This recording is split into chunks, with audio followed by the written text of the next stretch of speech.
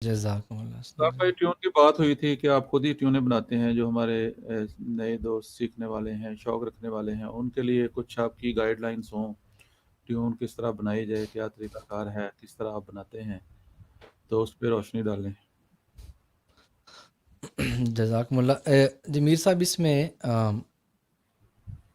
میری جو عادت ہے، جو میری روٹین ہے، اس میں میرا طریقہ کار تو یہ ہے کہ جو نظم میرے پاس آ جاتی ہے پہلے تو اس کو میں 2 سے 4 دفعہ صرف پڑھتا ہوں واہ.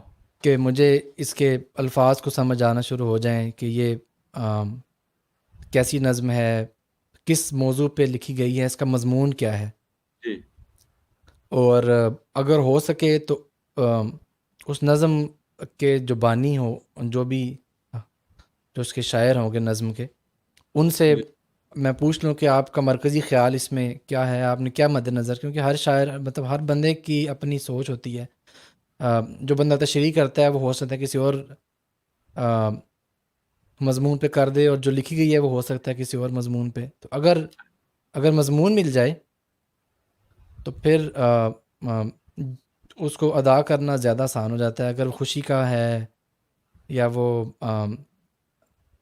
کو تھوڑا سا مذہبی ہے، نعتیہ ہے، یا غم کا ہے، تو پھر الفاظ کو پھر میں اپنے ذہن میں اس کا جو پہلا 1 یا 2 اشعار ہیں وہ ذہن میں دہرانا شروع کر دیتا ہوں اور اپنے کسی کام میں لگ جاتا ہوں.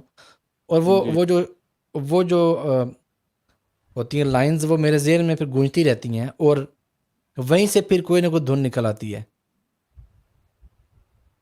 جی اور جب دھن نکل آتی ہے پھر میں اس کو بار بار میں پڑھتا رہتا ہوں. اور اگر مجھے خود اچھی لگنے لگ جائے کہ میں اب جو میرا مزاج ہے وہ اس ٹیون کے اوپر چلا گیا ہے، میرا جو ذہن ہے، جو ہمارا جو دل ہے وہ اس میں انوالو ہو گیا ہے اس ٹیون کے مضمون کے اندر، تو جی پھر میں بیٹھتا ہوں اور 2-3 دفعہ اس کو ریہرسل کرتا ہوں، اور پھر میں اس کو ریکارڈ کرتا ہوں.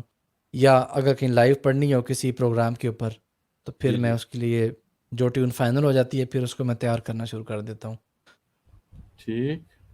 بہت تو شکریہ جزاک. جی یہی جی طریقہ کار جو ہے میں باقی دوستوں کو بھی ریکمینڈ کرتا ہوں کہ آپ پہلے مضمون کو سمجھیں، اس حوالے سے ہو سکے اگر اسٹڈی کرنا ہے، کوئی اس کا بیک گراؤنڈ، آپ اس کے لیے اگر کوئی ریسرچ ورک بھی کرنا پڑتا ہے، کوئی بک پڑھنی پڑتی ہے، یا بعض نظمیں ایسی ہوتی ہیں کسی واقعے کے اوپر بیس کرتی ہیں. جیسے جب میں ملیشیا میں تھا تو کافی ساری نظمیں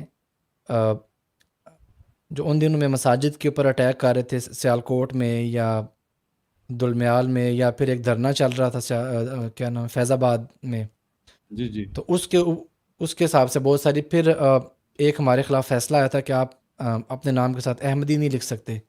ہوں. تو اس حوالے سے پھر بہت ساری جو ہے ٹاپک اورینٹیڈ نظمیں میرے پاس آئی تھیں، اور وہ میں نے پڑھی، اور ٹھیک.